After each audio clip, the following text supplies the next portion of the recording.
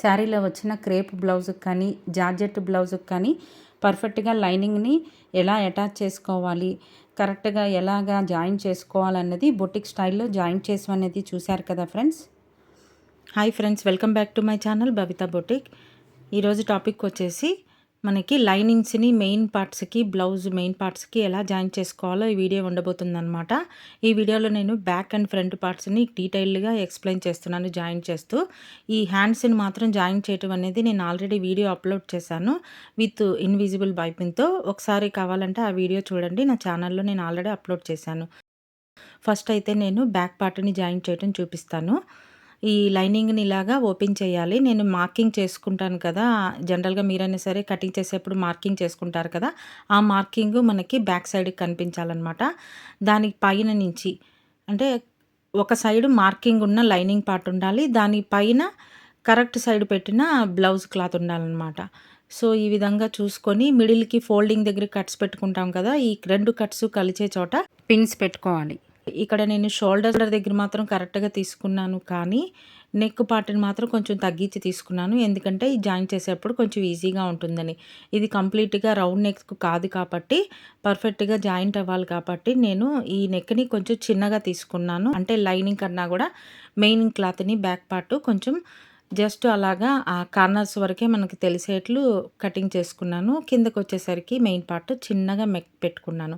ఇప్పుడు ఈ విధంగా షోల్డర్స్ని మన మార్జిన్ ప్రకారం ఎలా అయితే కటింగ్ చేసుకుంటామో దానికి తగ్గట్టుగా ఈ ఎక్స్ట్రా క్లాత్ను వదులుకుంటూ కరెక్ట్గా లైనింగ్ ప్రకారం సెట్ చేసుకొని ఈ విధంగా పిన్స్ పెట్టేసుకోవాలి. చుట్టూతా కూడా చంక నుంచి సైడ్స్ కింద కూడా షోల్డర్ దగ్గర కూడా ఇదే విధంగా నెక్ పార్ట్ దగ్గర కూడా 3-4 పిన్నులు పెట్టేసుకుంటే కదలకుండా ఉంటుందన్నమాట.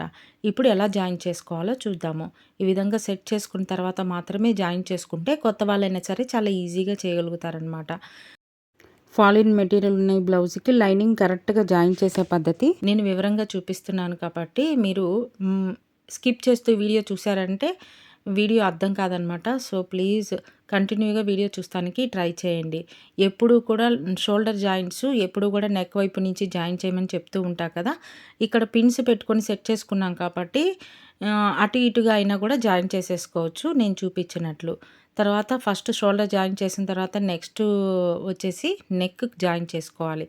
నెక్ను కూడా చూడండి నేను ఏ విధంగా జాయిన్ చేస్తున్నానో, ఎక్కడికక్కడ సర్దుకుంటూ ఎక్కడా కూడా గుంజకుండా లైనింగ్ పార్ట్ని మెయిన్ పార్ట్ని కరెక్ట్గా స్ప్రెడ్ చేసుకుంటూ సర్దుకుంటూ జాయిన్ చేయాలన్నమాట. నెక్ పార్ట్ జాయింట్ అయిపోయిన తర్వాత నెక్స్ట్ వచ్చేసి ఆమ్ రౌండ్ పార్ట్. ఎప్పుడు కూడా ఆమ్ రౌండ్ అనేది నేను ఇటువైపు నుంచి అంటే ఈ లైనింగ్ నుంచి రైట్ సైడ్ వైపు నుంచి మాత్రమే జాయిన్ చేస్తాను. ఈ విధంగా జాయిన్ చేసుకుంటే మనకి ఎక్కడ తప్పులు రాకుండా ఉంటాయి.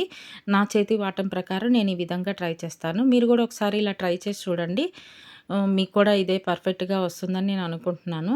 ఏదైతే నేను ఫాలో అవుతున్నానో మీకు వీడియోలో అదే చూపించడానికి ట్రై చేస్తున్నాను ఫ్రెండ్స్.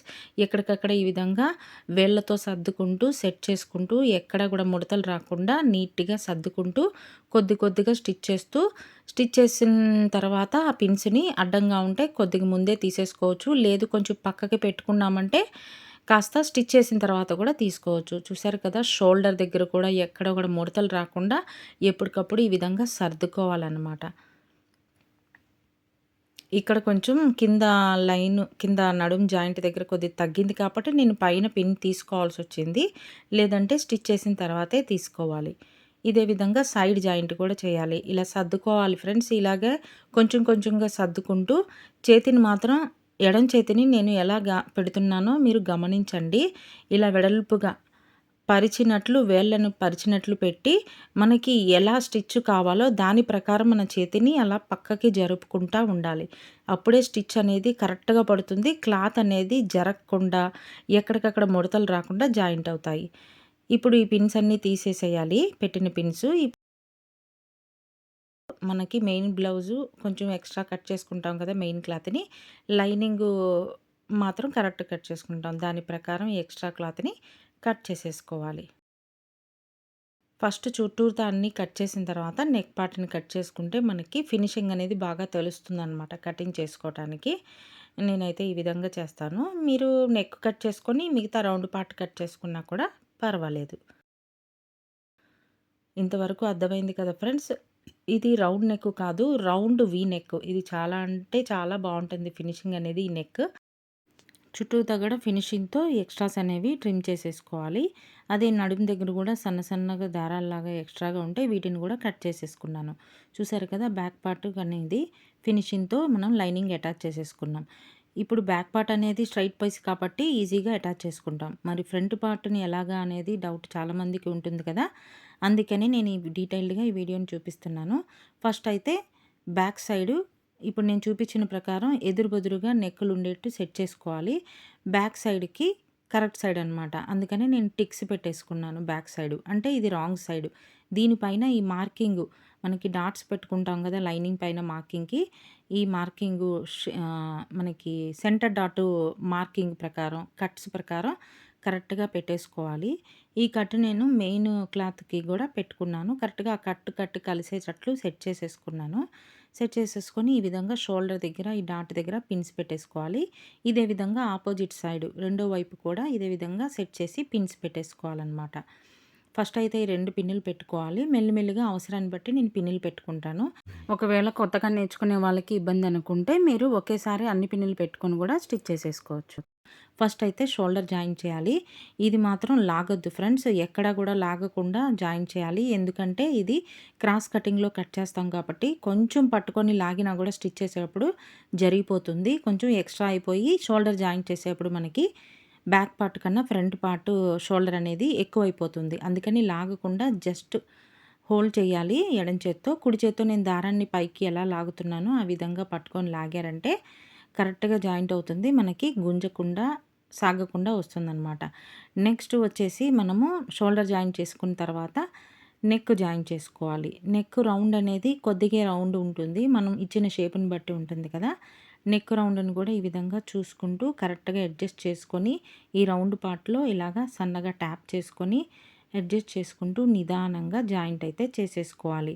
ముందుగా గుర్తుంచుకోవాల్సిన విషయం ఏంటంటే నేను చెప్పడం మర్చిపోయాను ఫ్రెండ్స్. ఈ జాయింట్స్ అనేవి ఎప్పుడూ కూడా లూజ్ కుట్టుతో వేయాలి. అంటే మనం రెండో నెంబర్ మీద మనకి స్టిచ్ లెంత్ అనేది పెట్టుకున్నామంటే దీనికి 3, 3.5 లెంత్ స్టిచ్ లెంత్ పెట్టుకుంటే లూజ్ కుట్టు పడుతుంది. తర్వాత ఇంతవరకు మనకి జాయిన్ చేసిన తర్వాత వదిలేసేయాలి. తర్వాత నెక్స్ట్ పీస్ జాయిన్ చేయాలి. ఈ విధంగా స్టెప్ బై స్టెప్ జాయిన్ చేయటం వల్ల మనకి బెనిఫిట్ ఏంటంటే ఒకటి పని తొందరగా అవుతుంది. 2 మనకి తెలుస్తూ ఉంటాయి. ఆపోజిట్ డైరెక్షన్‌లో ఒకదాని తర్వాత ఒకటి ఏం జాయిన్ చేయాలి, ఎలా చేయాలి అని. పని ఈజీ అవుతుంది. స్పీడ్ కూడా పెరుగుతుందనమాట. కుట్టే విధానం యొక్క స్పీడ్ కూడా పెరుగుతుంది. బొటిక్స్‌లో అయితే ఇదే విధంగా చేస్తారు. స్టెప్ బై స్టెప్ ఒకదాని తర్వాత ఒకటి, ఒక ముక్క తర్వాత ఇంకో ముక్క. కొద్దిగా ఈ విధంగా చేసుకుంటా వెళ్తారనమాట. మెయిన్‌గా ఈ కింద ఈ రౌండ్ షేప్ అనేది చాలా జాగ్రత్తగా చేయాలి ఫ్రెండ్స్. క్రాస్‌లో ఇలాగ సర్దుకోవాలి. క్రాస్‌లో నీట్‌గా సెట్ చేసుకొని సర్దుకుంటూ మనం నీట్‌గా ఇలాగ రౌండ్‌గా స్టిచ్ చేయాలి. ఇది కొద్దిగా మీరు జాగ్రత్తగా ప్రాక్టీస్ చేయండి ఫ్రెండ్స్. ఇంతవరకు చేసిన తర్వాత సైడ్ జాయింట్ వరకు రావాలి. ఒకవేళ మీకు దారం లాగేస్తుంది ఈ మలుపు తిప్పినప్పుడు అనుకుంటే గనక కట్ చేసేసుకొని మళ్ళీ స్టార్ట్ చేయండి. నేను మలుపు తిప్పిన ప్రతిసారి కూడా మీరు గమనించండి. సూది కిందకి దించి మలుపు తిప్పుతాననమాట.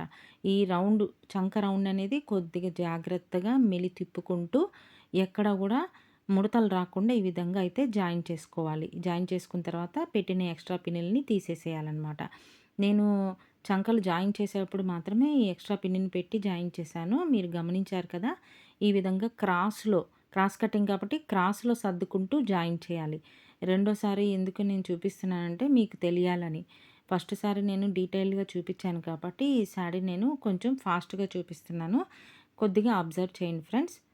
మొత్తం కంప్లీట్ అయిన తర్వాత దారం కట్ చేసేయాలి. కొంచెం గుంజినా కూడా మనకి రాదనమాట. కుట్టు అనేది ఆ విధంగా మనం పర్ఫెక్ట్‌గా వేసుకున్నామంటే. చూసారా? ఈ విధంగా ఎదురు బెదురుగా ఉండాలి నెక్కులు. ఈ మొత్తం ఎక్స్ట్రా పీస్ అంతా కూడా కట్ చేసేసుకోవాలి. ఫినిషింగ్‌తో కట్ చేసుకున్నామంటే మనకి ఫ్రంట్ పార్ట్ కూడా లైనింగ్స్ జాయిన్ చేయటం అనేది రెడీ అయిపోతాయి. చూసారు కదా! ఎంతో ఈజీగా పర్ఫెక్ట్‌గా కొత్తగా నేర్చుకునే వాళ్ళైనా సరే ఎంత బాగా జాయిన్ చేసుకోవచ్చో నా వీడియో చూసిన తర్వాత. మా వీడియో నచ్చినట్లయితే please like, share and subscribe my channel. Thanks for watching.